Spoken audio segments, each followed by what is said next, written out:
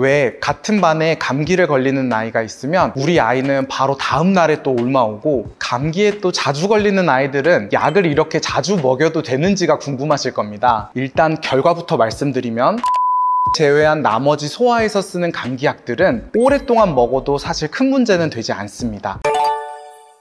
안녕하세요. 표쌤의 친절한 진료실의 표진규 원장입니다. 여러분, 제가 진료실에서 가장 많이 듣는 이야기가 뭔지 아세요? 바로 우리 아이는 감기에 너무 자주 걸려요 입니다. 감기는 성인들도 지속적으로 노출되는 질환 중 하나인데요, 우리 아이들은 감기에 정말로 취약하죠. 근데 이런 아이들이 있어요. 왜 같은 반에 감기를 걸리는 아이가 있으면 우리 아이는 바로 다음 날에 또 옮아오고, 또 조금만 추워지면 바로 콧물이 쭉쭉 나고 기침도 콜록콜록 하는 아이들이 있거든요. 그럼 우리 부모님들은 도대체 왜 이렇게 감기에 쉽게 걸릴까 하는 의문이 한 번쯤은 가져보셨을 거라고 생각합니다. 그래서 오늘은 특별히 감기에 자주 걸리는 아이들을 위해서 감기에 대한 알짜배기 내용들을 꾹꾹 가지고 왔습니다. 우리 아이가 왜 감기에 자주 걸리는지부터 시작해서 또 감기에 걸릴 때마다 약을 먹게 되는데 그 약은 이렇게 자주 먹여도 괜찮은 건지, 그리고 감기에 대해서 우리가 하고 있는 오해와 진실에 대해서 오늘 알려드리려고 하니까요, 영상 끝까지 보시면 큰 도움 되실 거예요. 그러니까 끝까지 함께 해주실 거죠? 그럼 지금 바로 가보겠습니다. 시작할게요.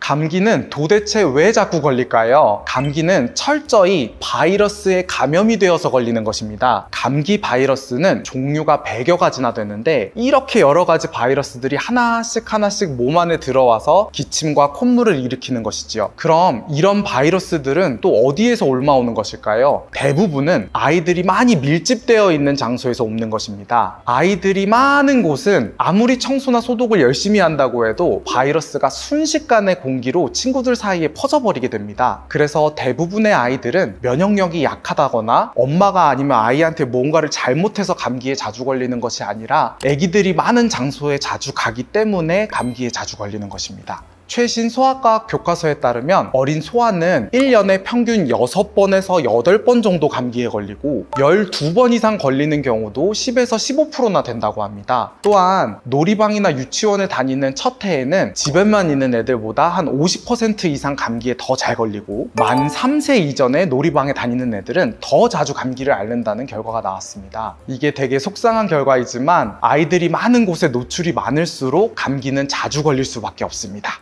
그러면 어떻게 하면 감기에 덜 걸릴 수 있을까요? 먼저 아이들이 많은 곳을 너무 자주 가는지부터 생각해 보셔야 합니다. 저를 포함한 맞벌이 부부들은 아이를 꼭 어린이집에 이제 보내야 되는 경우가 있잖아요. 그럴 때는 어린이집은 보내되 어린이집 이외에 이제 아이들이 많은 놀이공간에는 한 달에 몇 번 아니면 뭐 2달에 몇 번 이런 식으로 횟수를 좀 정해서 다니고, 너무 자주는 가지 않는 것이 좋습니다. 오히려 조금 한산한 집 앞 놀이터나 야외로 놀러 다니시는 것은 뭐 자주 하더라도 바이러스에 크게 노출은 없습니다. 어떻게든 아이들 밀집돼 있는 지역을 자주 안 가려고 노력하시면 감기에 걸리는 빈도수를 줄일 수 있을 거예요. 감기에 또 자주 걸리는 아이들은 약을 이렇게 자주 먹여도 되는지가 궁금하실 겁니다. 일단 결과부터 말씀드리면 항생제를 제외한 나머지 소아에서 쓰는 감기약들은 오랫동안 먹어도 사실 큰 문제는 되지 않습니다. 특히 콧물약들은 대부분 비염 치료를 위해서 1년 이상 사용해도 내성이 없고 안전한 약들만 좀 인정이 된 거라서 오랫동안 써도 큰 문제는 되지 않습니다. 하지만 그 항생제는 얘기가 다릅니다.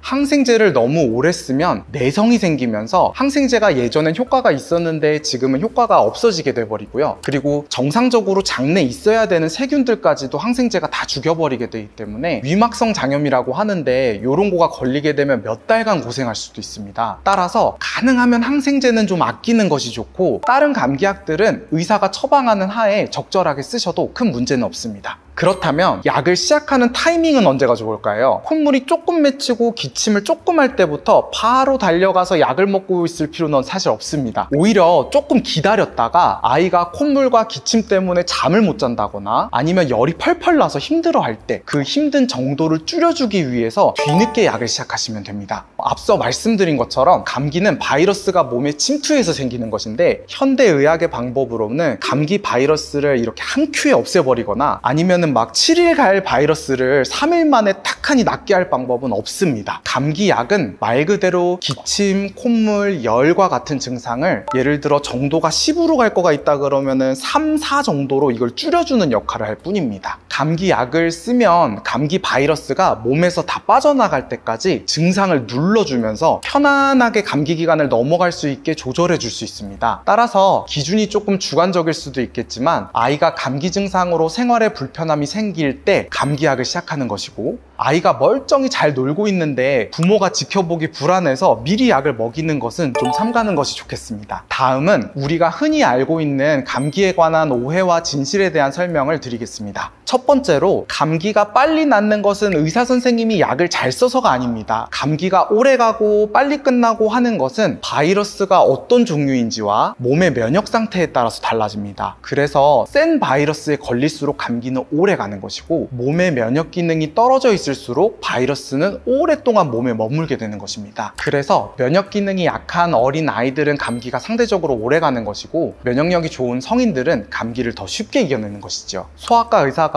약을 잘 써가지고 감기의 정도를 심하지 않게 잘 눌러줄 수는 있지만 그 기간을 단축시키거나 바로 끝내버릴 수는 없습니다. 둘째로, 요건 많이 물어보시는 건데, 감기가 걸리는 원인이 사실은 찬 바람이나 추위 아니면 비에 맞는 거, 이런 것들이 아닙니다. 이런 요인들은 걸린 감기를 드러나게 하거나 증상을 악화시키는 요인이 될 수는 있지만 직접적인 감기의 원인은 아니에요. 감기는 앞서 설명드린 것처럼 다른 친구에게 바이러스가 옮겨와서 생기는 것이 원인입니다. 감기 바이러스는 거의 대부분의 모든 바이러스가 이렇게 산 모양을 그리면서 처음에는 잠복기를 거쳤다가 증상이 심해졌다가 서서히 좋아지는 과정을 반복하는데, 추위나 수면 부족 같은 환경적인 요인들에 의해서 걸려있던 바이러스가 잠복기일 때 그 증상이 확 드러나게 되는 것이에요. 그래서 한여름철에 감기 안 걸린 아이가 땀을 잔뜩 흘리면서 있는데 에어컨을 막 끄고 감기 안 걸리게 하려고 옷을 두껍게 입히고 생활할 필요는 없습니다. 셋째로, 진료실에서 많이 듣는 말인데요, 우리 아이는 항생제를 안 쓰면 절대로 안 나아요 입니다. 제가 조금 자세히 설명을 드리면, 감염균에는 크게 세균과 바이러스가 있는데, 항생제는 요 세균을 죽이는 치료법이지 감기와 같은 바이러스를 치료하는 약이 아닙니다.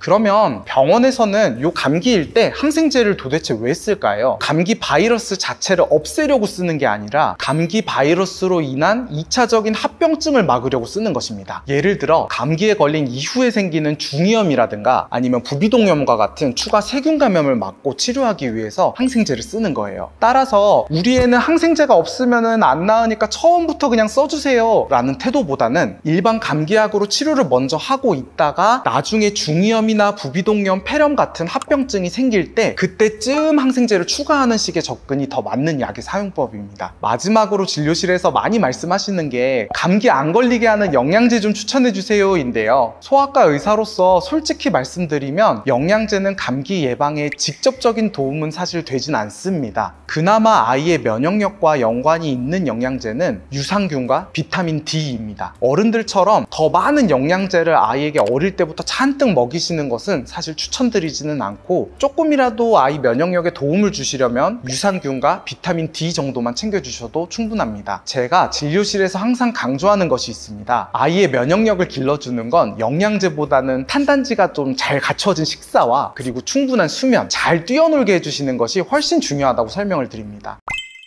자, 이렇게 오늘은 아이들이 왜 이렇게 자주 감기에 걸리는지와 그리고 그 해결법에 대해서 같이 알아보았습니다. 제가 한 번 더 요약해서 말씀을 좀 드리자면요, 첫 번째로 아이가 어릴수록 아이들이 많이 붐비는 곳은 최대한 피하자. 그리고 두 번째로 감기에 자주 걸릴수록 약을 최대한 아끼자. 세 번째로 건강한 수면 습관과 식습관을 만들자입니다. 이렇게 제가 쉽게 말하지만 사실 이 세 가지를 지키는 게 우리 부모님들의 엄청난 노력이 필요하다는 거 저도 잘 압니다. 사랑스러운 우리 아이들을 위해서 노력하시는 우리 부모님들에게 정말 잘하고 계시다고 말씀드리고 싶어요. 이렇게 우리 작은 아이들이 수없이 바이러스와 싸우고 이겨내다 보면 어느덧 아이는 커서 감기에 잘 걸리지를 않는 튼튼한 어른이 되어 있을 거예요. 그때까지 우리 부모님들 저와 함께 화이팅입니다. 어머님, 아버님 옆에는 저 친절한 표쌤이 있다는 거 절대로 잊지 마세요. 자, 그럼 오늘 영상도 도움이 되셨기를 바라면서 다음에도 우리 아이와 부모님을 위해서 더 유익한 내용으로 돌아올 테니까요. 구독과 좋아요 잊지 말고 눌러주세요. 그럼 지금까지 하나뿐인 내 아이를 위해 부모의 마음으로 진료하는 표진규 원장이었습니다. 감사합니다. 안녕.